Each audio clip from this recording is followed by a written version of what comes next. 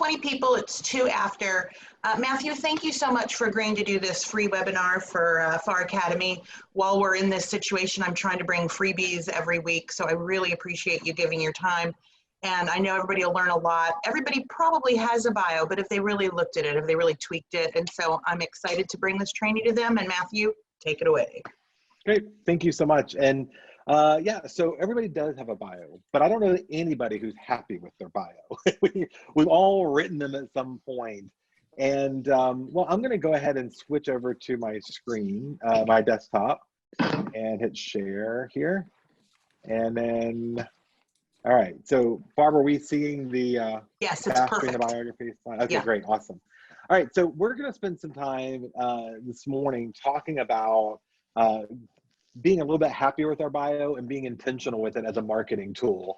And I think that right now, when a lot of us are quarantined and doing the humane and moral thing of staying home as much as possible and flattening that curve, that means that we've got a lot of time to sit down and work on our business, things that we repeatedly want to get to, but have always kind of put off because there's always something more important. And so whether you've been doing this for 12 minutes or 12 years or however long, hopefully you're going to find some time to say, I need to sit down and tweak this, and here's why.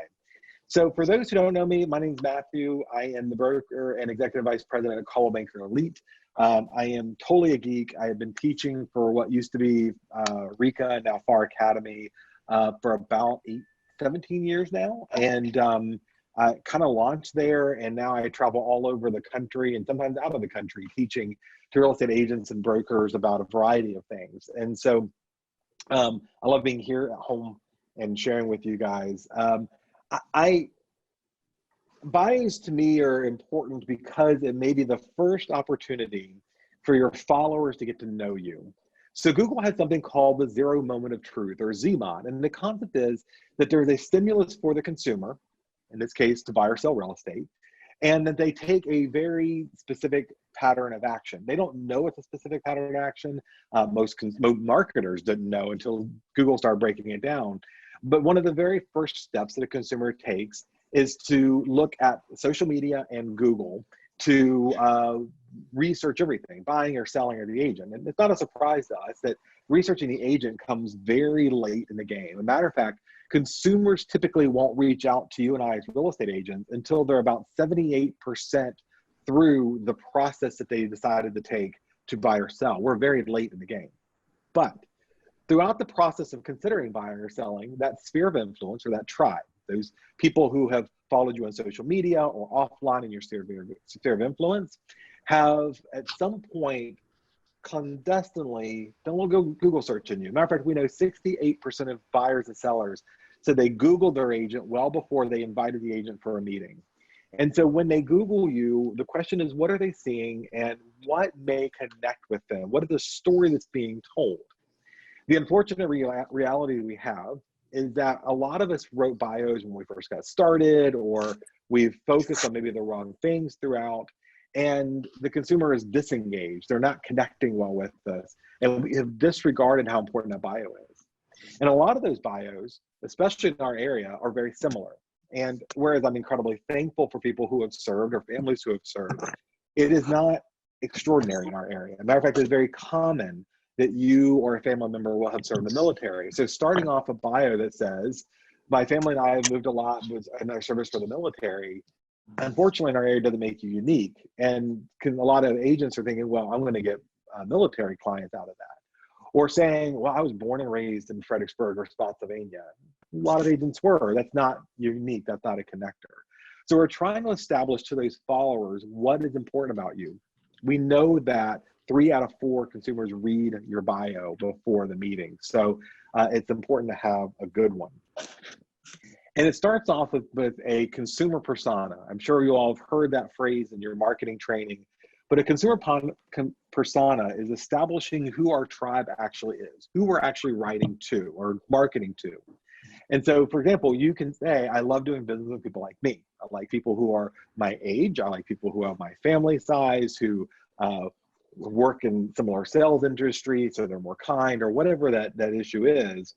And you can all day long look at people like you as your marketing group, but the reality is that the average agent is 59 years old, the average consumer is 34 years old. That is a very different language. And so when you're writing your bio about what may have attracted you to you, it may not be attracting the client to you. So we want to know who our consumer persona is. It's very easy. You go to narrpr.com, go look at demographics of the buyers and sellers. You go to NAR, and right now, with the right tools right now, they've relaunched that campaign that, I don't know, I think it's 10 years old since it went dormant, as they sunset it. They're giving away the 2019, which is the most current one, 2019 profile of buyers and sellers. So between the 2019 profile of buyers and sellers guide and NAR RPR, you can build exactly who that client is. It's going to tell you what they're looking for in an agent. They're going to tell you how they shop and how they behave and what they found valuable about us at the end. And if I know who they are, I know how to speak to them. If I know what's important to them, it helps to create my marketing campaigns to revolve around them. Now, I'm going to go back to this slide just for a second and say this. For any of you who've taken my marketing classes in the past or my agency classes in the past, I remind you that you have multiple hats as an entrepreneur. When you look in that mirror in the morning, you are your chief financial officer, your chief marketing officer, your chief executive officer. You are the C-level administrator for you, your brand, and who you are. And if at some point you were to, can someone mute their mics? Thanks. So if you were to look in the mirror and go, that's my chief marketing officer, what would you think about that person? Would you keep them on staff? Would you continue to pay them a six-figure income? Are they able to define who the consumer is? Are they able to define who your brand messaging and your value proposition is? And if that person you're looking at in the mirror can't do that, that person needs to either be fired or retrained.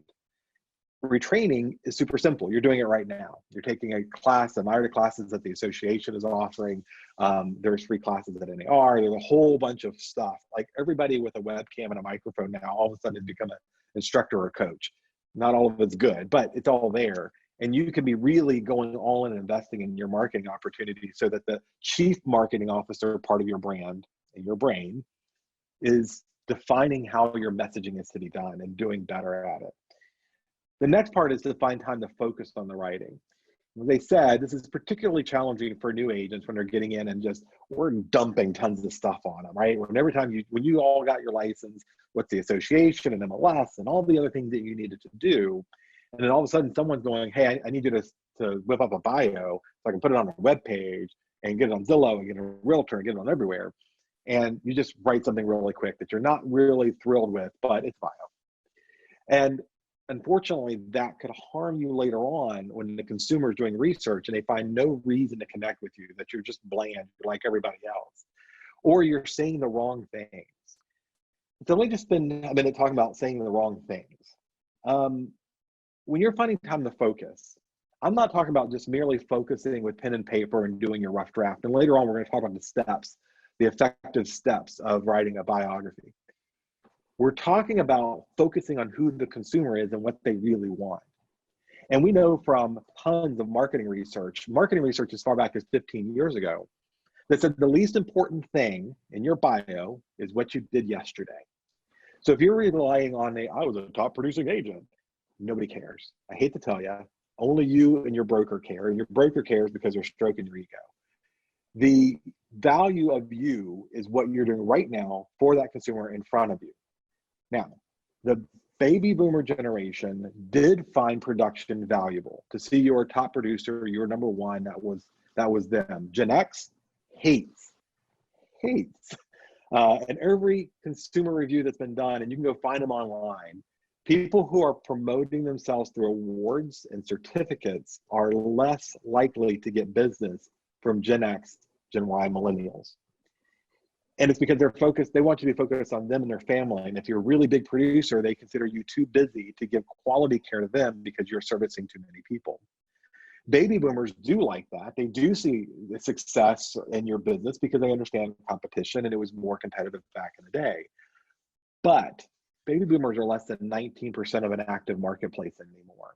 a matter of fact, AARP put out a report last year that said that 74% of those 65 and older wish to remain in the home they celebrated their 65th birthday in for the rest of their lives. It's only 19% of your market. You're leaving a tremendous amount on the table if your marketing is focused on your bragging about your prior production. It isn't effective. And that's what you would learn through focusing on what my consumer really wants to hear and what I need to have here during this time. Your reader needs to enjoy reading about who you are. There should be some lightheartedness and some engagement. And if they don't enjoy it, they're not going to finish it. They may watch a video, they may go find somebody else. If it's engaging, they're going to read it. Well, let me share one with you. This is one of my favorite bios. It's from Amber Dawson. She's an agent with us down in the downtown office. And well, let me just read it to you. She starts off with, "I must have been born a gypsy.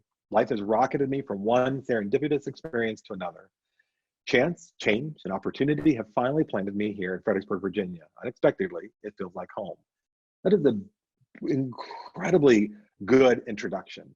It's something I did not expect when I was reading an agent bio, talking about being a gypsy, rocketing serendipitously, experiencing one thing or another, chance, change, opportunity. That's me. That's something I can relate to, because although I have been born and raised in the state of Fredericksburg, there have been a series of life experiences and opportunity that have led me down the path I am now. I can connect with that. It sounds like a quick story that I would be interested in reading. It's a great intro.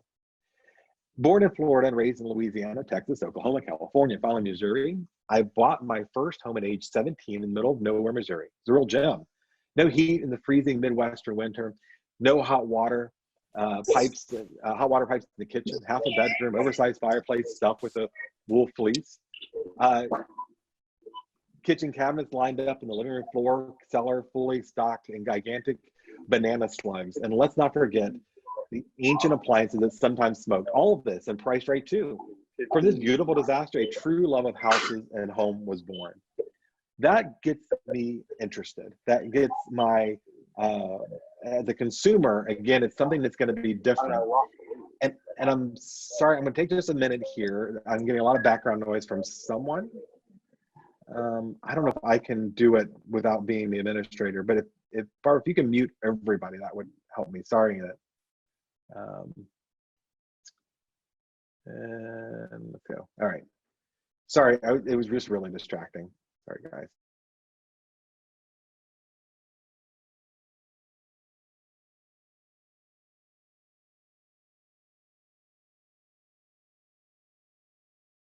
She, in my opinion, nailed it. Nailed it right from the very beginning. Now, this is, don't be misled that this is a story. Your bio is a story. What you've done in your life, whether you think it's interesting or not, is a story. And recreating how you can connect to them and how you relate to them is going to be a very important thing. And it should be from your point of view. Now, if you read a majority of bios that are out there, they start off from a third person. Now, you start off from a third person. So think about this. You're reading a bio and you're like, Matthews traveled the country teaching real estate agents. You know darn well I wrote that bio. The only people who speak about themselves in the third person are athletes and crazy people. No one thinks that you're so amazing that other people created a Wikipedia page for you. And so when you're writing the third person, which is the default for a lot of agents because it seems to be more comfortable, it seems less braggadocious if it pretends that somebody else was writing this about me. But it's also ineffective. Writing to somebody else, like you're having a conversation about them asking about your story, is far more impactful and connects better with me, a consumer, than starting off with a lie of reading something in the third person that I know wasn't written by a third person or a third party. We are, in fact, telling a story. And storytelling, I love this quote, storytelling is about connecting to other people and helping people see what you see. You want to help other people, and we do this in social media all the time, right? Most people go to social media to tell the beautiful side of their story. They don't tell the disaster side of the story. They don't talk about how they're not feeling well and they're fighting with their spouse at home. They very often will tell the positive side of the story. That's essentially what we're doing here. I want to, Laura just said that George from Seinfeld spoke about himself in the third person. And there you go. It just proved my point. Anyways, so storytelling is about connecting you and getting people to see the version of you you need to in business. Every story has three primary elements. The exposition, the why are you here? And an example for Amber is to tell you about her. She was very clear. I was a gypsy, and let me tell you what that means to me, what that looks like. You're here to learn about me. There's a climax of what's the point? Why am I here? What was the most important part of this 3-paragraph story about who you are? And it may be your call to action. It may also be, I have served, in my case, for me, it was a personal goal of mine. I know everybody has financial goals. For me, it was a personal goal to serve multiple generations of the same family. I know, again, some of you are like, oh, my goal was reach 10 million in 1 year. I did that early on in my career. My goal had nothing to do with money. It had everything to do with knowing, feeling that for me, I had arrived as an agent when these people used me and trusted me enough to send me down to their kids, who then trusted me enough to send me to their kids. That is a huge amount of success in my mind when your clients are referring you to family and the multiple generations to take care of them. That means that you've done something right in that case. And I had two different families do at least 3 generations down. And that's when it went, that's my story. So I'm going to say, hey, you know what? You're here to find out about me. And I appreciate you being here for that reason. And then I'm going to tell a little bit of the story. And then the climax for me, the point I wanted them to take away was, for me, success was defined when I had clients referring me not only to their children, but to their grandchildren, because you only do that for people you trust. That was why that was the peak for me of what I wanted them to read and take away, was that people trusted me at multiple levels of their family.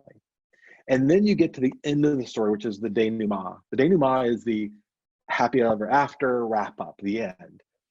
That denouement for us is the direct call to action. If you are thinking of buying and selling and you would like to know why other families have referred me to multiple generations within their family, give me a call, send me an email, go to my webpage. Whatever your call to action is, that's your denouement. Those 3 elements should be in successful bios.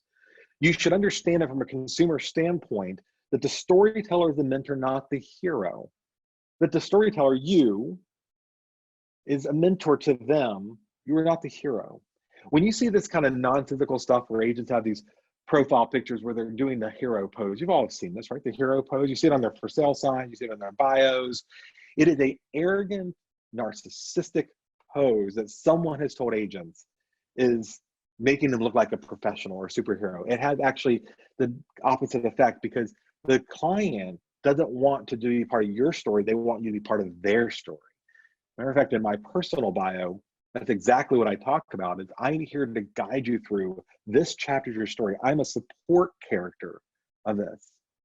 And can I tell you, I've been using that part of my bio, that messaging, because I internalize it so it's easy for me, that I am a guide and a mentor for them to find the best success in this chapter. I am not the person who's going to save their world, because I am not capable of overcoming COVID-19 and the buyer who wants to walk away without a good reason. I can't do that. I give them the best advice and counsel and lead them through their journey and lead them through their adventure, but I'm not able to solve every single problem they have. And from a liability standpoint, we do ourselves a disservice by telling them we're going to guarantee a successful closing every time. That's stupid. You can't guarantee. And only inexperienced people think they can guarantee a successful closing. We are the mentor, not the hero, and that should be the focus when we're writing or we're writing. So here's 4 questions you start off with. You find the time, you carve out the time to sit down and write your bio, and you start with this: who are you? You as an agent, who are you? I mean, if you're just a real estate agent, there's like 50,000 of us in Virginia. And if you're working the DMV area, I'm licensed in Maryland, DC, and Virginia. At any given time, I'm just one of 100,000 people. There are 1.3 million realtors in the US. It is estimated that there are twice as many licensees as there are realtors. Remember, not all of us have to be realtors to be licensees. So that means there's about 2.6 licensed real estate agents in the country. The average consumer knows 6 real estate agents at any given time. Between social media and real life and large churches, they probably know 6 agents. If they're calling you, you don't know whether that call to come meet with them is a courtesy call because they don't want you to feel bad that they didn't even consider you, or whether you were picked out of one of the 6 people that they know, or maybe more if they chose someone outside of their circle. So think about that when you're writing. Why would someone who knows you but doesn't really know you, somebody knows you through church or your civic group or your whatever you do, book clubs, who are you really? Who are you in the context of a real estate agent? Being licensed doesn't mean anything. Helping them buy and sell, that's what all of us do. Who are you? Why would I choose you? What makes you an important part of my process and my family? What makes you unique or different from other real estate agents who are practicing agents out there? And then how are we going to connect? What are we going to connect over? I don't know about you. I love reading a bio where they tell me a little bit about their personality. They have a golden retriever named Jet that they, for reasons unknown, love the Washington Redskins. Whatever it is, I like knowing a little bit about who they are. I don't want to know their politics. Generally don't want to know their religion. As a matter of fact, just be careful of that. If you do like embedding Bible scriptures on your social media or your marketing on your email, there is a very specific regulatory section in Virginia that says you're not allowed to put your religious stuff mixed in with your marketing. And there have been a case, there's actually a case now going to court where an agent was disciplined because she was putting Bible scriptures and spiritual references and logos on her marketing and business cards and all the rest. So be very careful about religion, be very careful about politics. And I would even be very careful, not even your bio, this wouldn't have pertain to it, but in everything else you talk about, and even your stance on any given news, because it's probably not going to help your career. So when you're writing your bio, stay away from politics, stay away from faith. If you want to mention what church you go to, knock yourself out, but I probably wouldn't go much further than there without risking some issues. I would make sure that I was connecting with, you know, my kids go to school, or I homeschool, or my kids are private school, or I love cooking, or I love playing in the backyard with my dog, or I love plants and growing things. Those types of things help me connect with you. They're called social connectors. And then when you are writing, remember those social connectors, those keywords are important because Google's reading this too. So if a consumer looks and says, I'm looking for waterfront, an agent who specializes in waterfront homes, and you have used waterfront homes as part of your bio and story, Google's going to index that and perhaps be the response that the consumer is looking for when they search for agents who specialize in those things. If you look at most of your websites, most of your social media platforms, there's not a lot of room to put stuff. In your website, there's a ton to put your bio. But on like abbreviated sites like social media and Zillow and all the rest, your bios are very short. It's not long enough for Google to index. So our website becomes our best place to host an extensive or a longer bio. You're going to need three versions of the same bio. The first version, you're going to need to full on just write your story to your little heart's content until you feel like this is it. This is what the story is I want my consumers to know about me, and I have all the social connectors outlined in there, and put that on your webpage. Who cares if they don't read to the end? Google reads to the end. They will probably read to the end. I have been using a version of the current bio I have for about 10 years now. I update it every year. I tweak it a little bit. I change some things I don't like or did like. And I will tell you that every listing appointment I've been on over the past 10 years, that consumer has asked me things that were buried deep in the bio. So I know they're reading them, and they find social connectors and they engage in those things. And I send ahead my bio and my resume at the same time before our appointment every time. I send a link to my webpage with the bio. There's a video bio of me, and then there's a written bio. And they're just different enough that I can tell from the consumer's questions which one they're doing. They're doing both. They will watch the video, and then they will also read the bio, and they will ask me questions about it later on.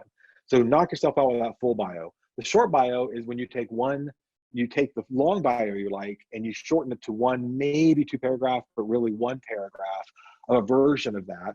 And then you have your short bio, which for social media purposes is usually one or two, maybe three sentences. And you're going to save those on a Word document, or in my case, I save them on some cloud-based system. So you can use Evernote, or if you're a Mac user, just Notes, something. Google Keep will work, but save them on something that you can get to, because here's what I have found out with agents. You get this cool email that says, hey, you got a free profile on agentconnect.com. Agent Connect isn't a thing as far as I know, but I'm just making it up. Or your broker says, hey, I got this new tool for you to promote your listings. You need to go set it up. And you get there and you log in and you set up your password, you set up your stuff, and then you get to the line that says, upload your headshot. And you go, oh, God, I hate my headshot so much. I hate my picture so much. And then you stop. But if you have a picture and you upload it, then the next thing says, write your bio. And you're like, ugh, I got to write another bio. And then you say, I'll do this later. And you never get to it. You never set it up. And then there's no bio there in the bio space. And the consumer who eventually gets to that web page for whatever reason, so this agent can't even fill out her own bio. How's she going to promote my house? But if you save that bio in a Word document on a cloud-based system so that you can go to any computer and copy and paste it, you're more likely to get through the process of setting up that new marketing platform, because all you really ever need is your name, your email address, your phone number, a bio, and a headshot. Those 5 things will get you launched on any marketing platform out there within minutes. So you're going to write the full version you want now, then you're going to write a redacted 1-paragraph version, and then you're going to write the 3-line social media version and save them all on the same document, so that you at any time you can grab the appropriate one and put it on there. You don't have to worry about rewriting or space issues. Your social media bio, this is mine from Twitter. Hi, I'm Matthew, always up for an adventure, lover of life, gadgets, and Mac. Share of thoughts, listener stories, what's yours? FXPG guy for Fredericksburg. Now you'll notice in there, I'm not pushing that I'm in real estate. I'm not talking about real estate much at all, because now I got an updated version where it does have Coldwell Banker Elite, Fredericksburg, Virginia, because that's a requirement for disclosure purposes. But look underneath and see where it says VA home place. The 1-click away rule says whatever platform you're using, as long as when I click the link to your website has all those disclosures, you're perfectly okay. So, so I have my bio there, and you notice that it doesn't have anything about real estate, because I don't want, if I was walking up in a meeting and being introduced to somebody at church, let's just say I'm up at church and somebody says, hey, I want you to meet my friend, and you walk over and go, hi, I'm Matthew, I'm a real estate broker with Coldwell Banker Elite in Fredericksburg, Virginia. I do real estate. Are you interested in real estate? The person on the other side thinks you're crazy and hard sell, and they hate you. I want them to engage and get to know who I am. And then when they enjoy what they're seeing, they will go and find out who you are afterwards. And that's where your bio, your full bio resides. So your short bio is kind of fun, maybe quirky, and it's to get them interested enough to go click a link to find out about who you really are and what you do. Your short bio is 1 paragraph. So you take whatever you write, put 1 paragraph so you can copy and paste it when you need it for those sites. And then your long bio goes on your website. Your long bio tells the full story. It gives the full engagement about who you are, why you do what you do. And you can see mine. My header is exactly my philosophy about you. I'm starting off with you. People are far more interested to engage in a conversation or read something if they think it's about them and there's something for them to personally benefit, than if it's just braggadocious nonsense about you. They know you like you. Everybody likes themselves most of the time, especially if they're in marketing. They want to know how this connects with them, how your experiences in your life connect with them. So write that long version, and then you summarize it into the other 2. I said that already. Here is, I love Anne Hanley. She wrote a book. I'm an avid reader. I love reading. But she wrote a book, and it is literally one of my favorite books for business. It's called Everybody Writes. Now, let me just give you the quick takeaways. Unless you are someone who's interested in writing, like if you like blogging, if you're writing a book, if you're writing your own marketing content, I would strongly suggest Everybody Writes by Anne Hanley. She's incredibly pleasant. I tagged her on a post on Twitter, and she talked to me for the rest of the day, just chatting and sharing tips about it. It was very, very cool of her to do that. And she's got a couple of video out. If you go do a Google search on Everybody Writes, she's got some abbreviated like YouTube videos of her book. It's well worth the read though. There's 12 steps for her. 1, establish who your goal is. In this case, it's client conversion. For me, I only work with sellers. Buyers, I refer to everybody else, with a couple of exceptions, but very, very few. So my goal is to engage sellers. That's going to change the flavor in which I write, or the shadow in which I write. And then I'm going to reframe who I'm writing to and what my messaging is. And this is what I talked about earlier. Knowing who your consumer is, how old they are, what they do is important. I'm going to seek out data about them. Again, going back to your right tools right now at NAR, go to realtor.org, click on Right Tools Right Now. There's a whole bunch of free stuff that's awesome, that's going to help you with your marketing that NAR is giving away right now to help everybody out. One of those, I think the most important one of those, is the 2019 Profile of Home Buyers and Sellers. Normally it's $19, so you save $20. I'm going to look at that and look at RPR, and I'm going to figure out who my client is, how old they are, where they're moving from, why they're buying, what steps they took to get here.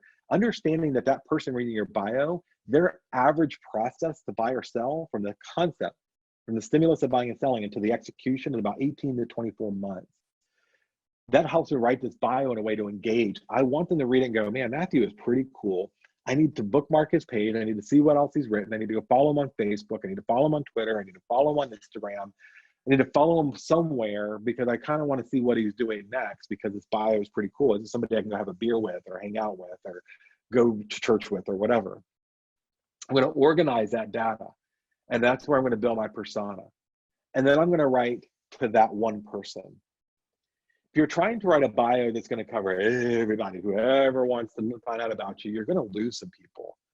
But if I sit down with that consumer profile and I go, okay, I've sought out the data, I've organized the data, I know that I'm talking to a 32-year-old, typically husband and wife with 2.5 children who have a dog, because we know that's in our area. We know we're dog crazy in this area, right? We have dog parks and everybody has a dog walking around and we're about to have a dog.